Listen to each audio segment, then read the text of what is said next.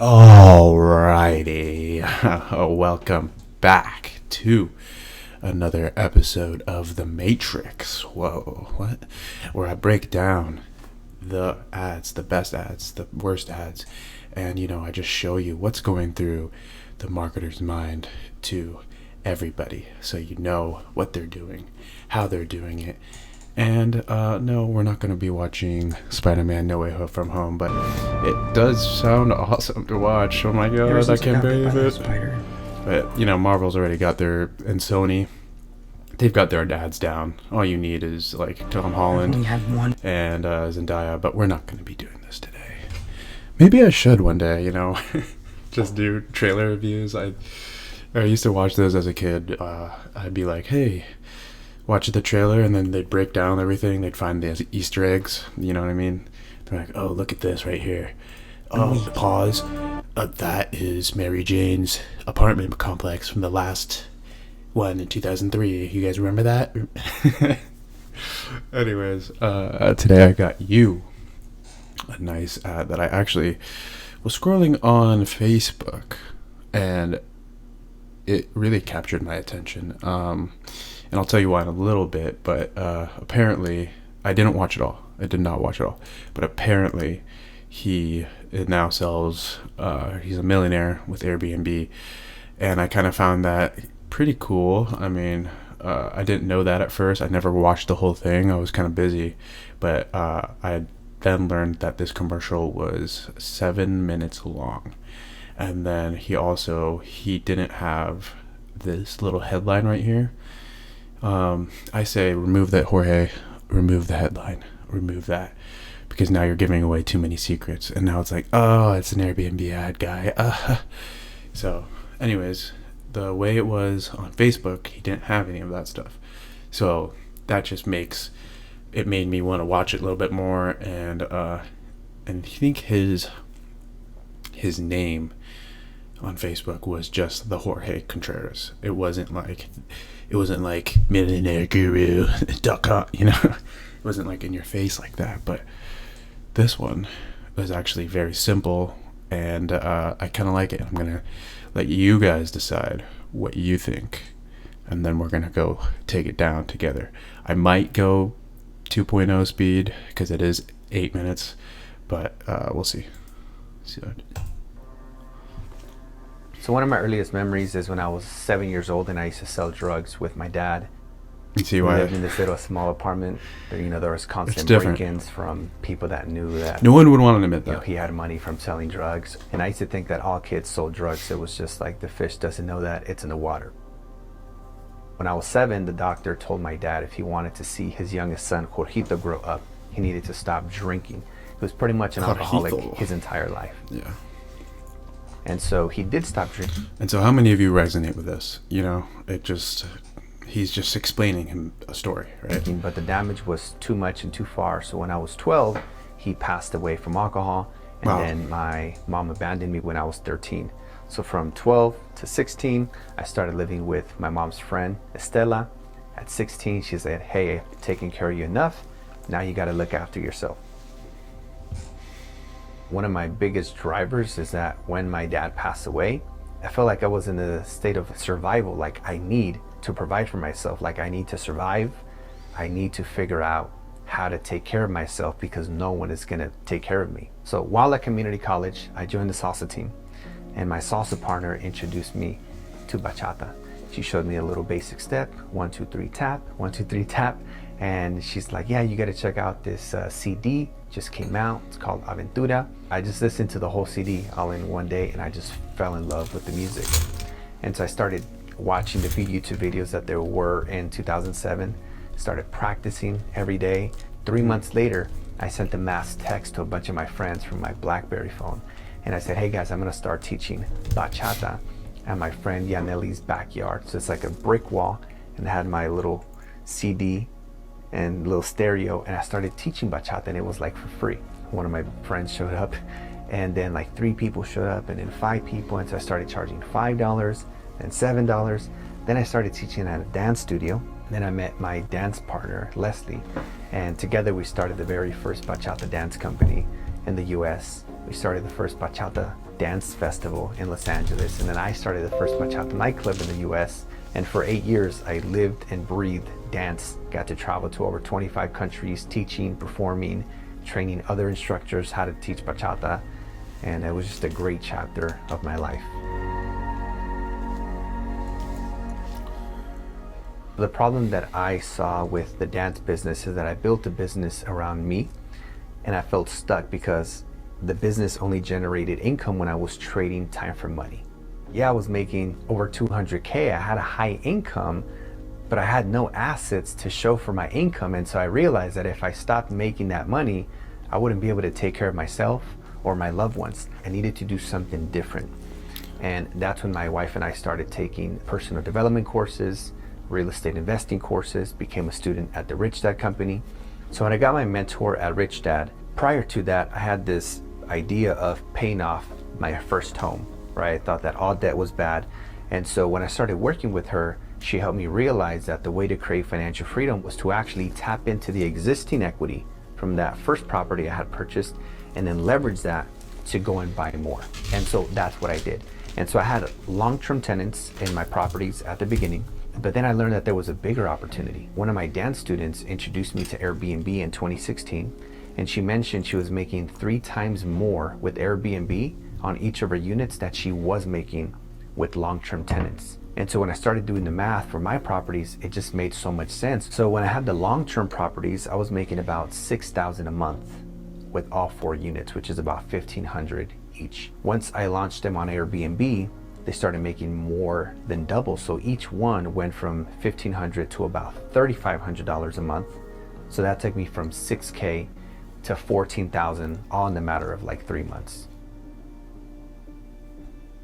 It was my goal to then be able to retire my wife from her 9 to 5, and that's when we launched those 7 subleases, added an additional 6 figures. So now we're making over 200K in passive income without literally ever visiting these properties in person, because we automated all the operations in the business. And I was able to really work on the business and not in the business. In 2017, we became financially free. And in 2018, we became millionaires by net worth, right? So if we sold everything we owned, all of our assets, we would have over $1 million cash. So I get home one day after kind of looking at all of our assets and bank accounts, and I'm like, holy moly, we're millionaires. This is crazy, right? And so I get home and I tell my wife, I was like, hey babe, like, we're millionaires. It's like, let's go eat, let's go celebrate to our favorite restaurant. I was on this high. I was so excited, so happy, joyful, jumping up and down that we're millionaires at 30. And then 3 days later, I just felt empty. I just felt like, why don't I feel like $1 million anymore? There was like this sense of like emptiness and a lack of meaning. It just felt like this calling, like, go and help other people. Share what you've learned in all these years. And really that's what keeps me feeling like $1 million every day, is seeing my students become financially free, quitting their job or going from full-time to part-time, being able to spend more time with their kids, their family, seeing them travel the world. That's how the real system was born. You know, growing up, I always felt like entrepreneurship wasn't an option in school. And so now my goal and my vision for the world is to make that an option. And it really starts at home, because we can teach this to our kids. My mother, who wasn't able to provide a home for me, like I was able to provide a home for her. And I got her a home in the area that she wanted, next to family. And she never has to worry about a mortgage payment. You know, it's all taken care of. I retired my wife. And now essentially we're stay-at-home parents. We travel like every 2 months now to a different part of the world. And I've helped over 2,000 people begin this journey of, you know, starting their Airbnb business so they too can create financial freedom. And, you know, I really want people to understand that entrepreneurship, like, it's an option. And I want to show people a proper way that they can, you know, start a business that can work even when they are not, so they can create that time freedom for them and their families. So Tony Gaskins once said, if you don't build your dream, someone's going to hire you to build theirs. And I believe that most people today, out of wanting to find safety and security, are really building someone else's dream, building someone else's last name, and it was never theirs because they can't pass it on to their loved ones. And so I believe that building a business and having the right system and team in place, so that way it's a passive income, right? It's something that one day they could pass on to their family as part of their legacy. And I want that for you, and I want that for others. Okay. Wow. That was actually much better than I was expecting. But the reason why I liked that one was because it goes with that narrative, right? He was selling drugs with earliest memories is when I was his dad, and that just like kind of stands out. It really, it's like, whoa, did he just say that? And then you're gonna keep watching it and watching it. What's his story? But do you see how this kind of, in a way, ruins the struggle? Now, instead of saying, getting into the story, you're thinking, when's he gonna go to the Airbnb? I don't know. Instead, if you want to do these headlines, I would take out a few of like the key points. So millionaire Airbnb, you could literally just say, this, like something, it kind of catches your attention to keep watching it.